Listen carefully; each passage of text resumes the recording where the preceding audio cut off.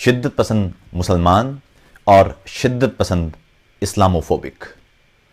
शिद्दत पसंद और अस्करियत पसंद मुसलमानों और इस्लामोफोबिक या इस्लाम मुखालिफ शिद्दत पसंदों में एक चीज मुश्तरक है। ये दोनों तबके सिर्फ और सिर्फ नफरत अंगेजी को हवा देते हैं। इन दोनों का असल मजहब नफरत है। जी हां, नफरत खुद एक मजहब है और इसके मानने वाले भी करोड़ों की तादाद में मौजूद हैं।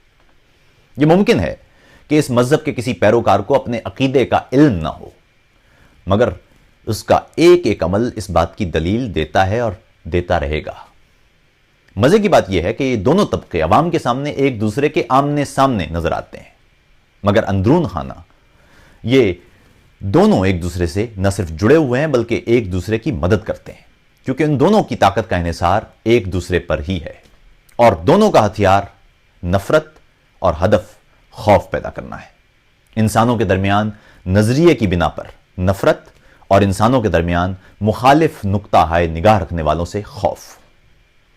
इसकी एक मिसाल यह है कि पाकिस्तान में कोई शिद्दत पसंद मुसलमान किसी हिंदू शिद्दत पसंद की किसी कार्रवाई की मिसाल देकर अपनी दरिंदगी को जवाज देगा और हिंदुस्तान में कोई हिंदू इंतहा पसंद किसी पाकिस्तानी शिद्दत पसंद मुसलमान की मिसाल देकर किसी इंसान की खाल उतारेगा। म्यांमार में कोई शिद्दत पसंद बुद्ध भक्षु किसी मुसलमान का घर जलाकर उसे मार मार कर हलाक करेगा, तो कोई चीनी शिद्दत पसंद तिब्बत में बुद्ध मत के मानने वालों पर चढ़ाई कर देगा और वहां बदला उतारेगा। जर्मनी में इंतहाई दाएं बाजू के न्यू नाजी अवामी सतह पर मुसलमानों और खुसूसन शिद्दत पसंद सलफियों के खिलाफ खूब बयानबाजी करते हैं। इसी तरह सलफी शिद्दत पसंद यहां बसने वाले दीगर मुसलमानों को न्यू नाजियों की मिसाल देकर तमाम आम जर्मन बाशिंदों से नफरत सिखाते हैं। मगर हालत यह है कि ये दोनों एक दूसरे के साथ बहुत गहरा ताल्लुक रखते हैं। और अभी कुछ रोज कबल मैंने अपने एक लिखारी दोस्त से बात की जिसने अभी हाल ही में एक किताब लिखी है दहशतगर्दी की आमाजगाहों के नाम से, जर्मन जुबान में। उसके मुताबिक ये दोनों ग्रुप एक दूसरे से अपनी कार्रवाइयों की तफसीलात तक बांटते हैं, क्योंकि इनकी कार्रवाइयों का फायदा एक दूसरे को ही पहुंचता है। ऐसी एक और मिसाल शायद आपने सरफे नजर करती हो, मगर क्या यह सिर्फ इत्तेफाक था कि एक ऐसे वक्त में जब हॉलैंड में इंतखाबात होने जा रहे थे और वहां इंतहाई दाएं बाजू के मुस्लिम और तारिकीन वतन मुखालिफ रहनुमा गैरेट विल्डर्स को वोट चाहिए थे, ऐसे में तुर्क सदर रजब तैयब एर्दोआन की जानिब से वहां अपने मुतनाज़िया रेफरेंडम के लिए लीडर भेजे गए। हंगामा आराई करवाई गई और ताल्लुकात में कशीदगी पैदा की गई। इसका नतीजा यह हुआ कि मुस्लिम मुखालिफ लीडर को मुतवक्के नशिस्तों से ज्यादा नशिस्तें हासिल हो गई। यह भी सिर्फ इत्तेफाक नहीं है कि फ्रांस में नेशनलिस्ट पार्टी और मुस्लिम मुखालिफ रहनुमा मारीन ले पेन कभी मकबूल नहीं रही थी, मगर वहां पै दर पै होने वाले दहशतगर्दाना हमलों की वजह से उनकी मकबूलियत में इस हद तक इजाफा हो चुका है कि वो इस बार सदारती इंतखाबात में अहम उम्मीदवार बन चुकी हैं। पाकिस्तान में भी सूरत हाल गौर की जाए तो बज़ाहिर दो मुतजाद समतों में दिखाई देने वाले तबके यानी मजहबी और लादीन इसी तरीके को इख्तियार करके डायरेक्टली या इनडायरेक्टली यानी बिला वास्ता या बिल वास्ता एक दूसरे की मदद कर रहे हैं। एक तरफ वो हैं जो मजहबी शिद्दत पसंद हैं, जो किसी भी बात को सुनने पर तुंदो तेज जुमलों की बौछार करके यह बावर कराने की कोशिश करते हैं कि इस्लाम का उनसे बड़ा महाफिज कोई नहीं। और दूसरी जानिब वो मुल्हिद और लादीन हैं जो इन शिद्दत पसंदों की बेहुदगी और इंसानियत सोज बातों को बुनियाद बनाकर इस्लाम और पैगंबर इस्लाम को गालियां देकर यह साबित करने की कोशिश करते हैं कि उनसे बड़ा इस्लाम का मुखालिफ कोई नहीं।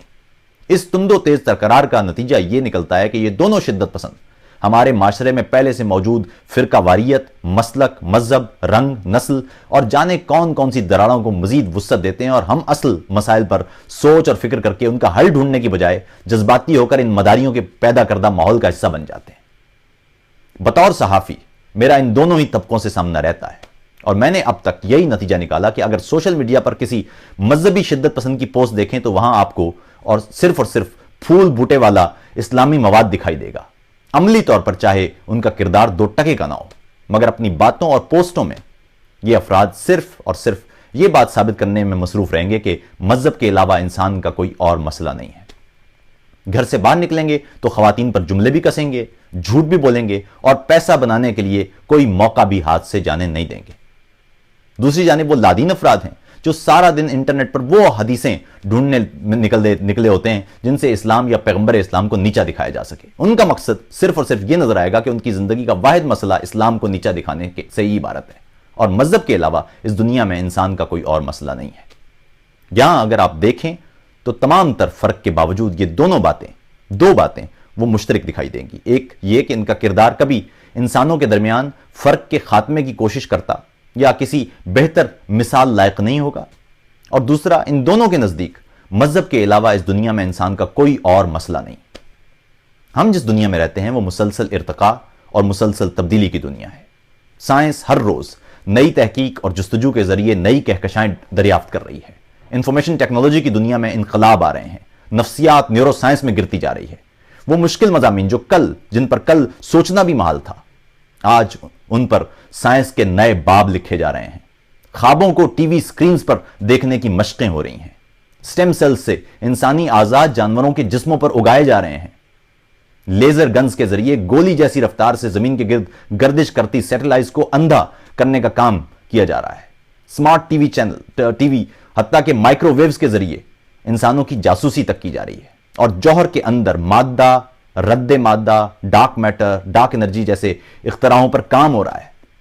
مگر ہماری حالت یہ ہے کہ صبح اٹھ کر سوشل میڈیا پر کوئی پوسٹ لکھتے یا کسی سمارٹ فون کے ذریعے دنیا کے کسی دوسرے حصے میں بیٹھے کسی شخص سے ویڈیو یا آڈیو یعنی تصویری یا صوتی گفتگو کرتے، یہ تک نہیں سوچتے کہ اس تمام عمل کے پیچھے کس طرح آواز روشنی کی رفتار بن رہی ہوگی، اور کس طرح سیٹلائٹ اسے ہمارے کرۂ ارض کے دوسری جانب کسی مقام تک پہنچا رہی ہوگی۔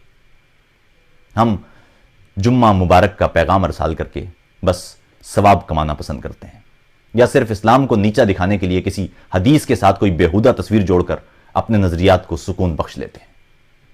یاد رکھیے، آپ کا مذہب یا نظریہ اگر آپ کو تحقیق سے روک رہا ہے، آپ کو سوال اور جستجو سے روک رہا ہے، آپ کو سوچنے اور مطالعہ کرنے سے روک رہا ہے، تو وہ ایک نادرست مذہب یا نظریہ ہے، کیونکہ کسی درست نظریے یا مذہب کو آپ کے سوالات سے نہ تو خوف ہو سکتا ہے اور نہ ہی کوئی مسئلہ۔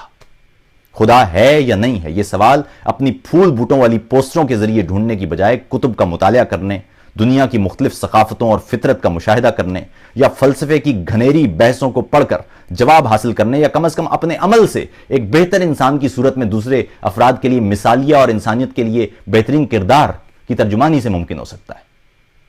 اپنے بچوں کی بہتر تعلیم، انہیں سوالات سونپنے، ان میں مطالعے کی لگن پیدا کرنے، حکمرانوں سے تعلیم کا بنیادی حق مانگنے، اور مستقبل کے ان معماروں سے انسانیت کو بہتر مستقبل دینے کے لیے زیادہ سے زیادہ جستجو کی جانب مائل کر کے حاصل کیا جا سکتا ہے۔